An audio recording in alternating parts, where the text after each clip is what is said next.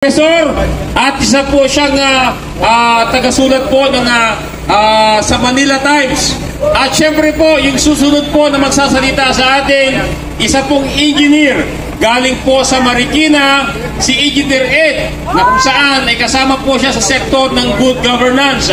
Sir Ed, Engineer, amin po marinig ang inyong damdamin at panawagan po sa ating mga kababayan. Mabuhay ang maisok!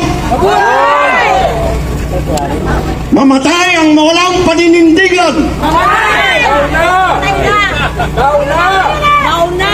Ang mga nakaupo po ngayon, sinasabi nila'y walang galang. Meron po.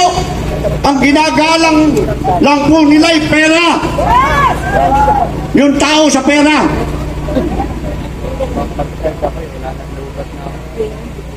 Ang kailangan po natin sa ngayon,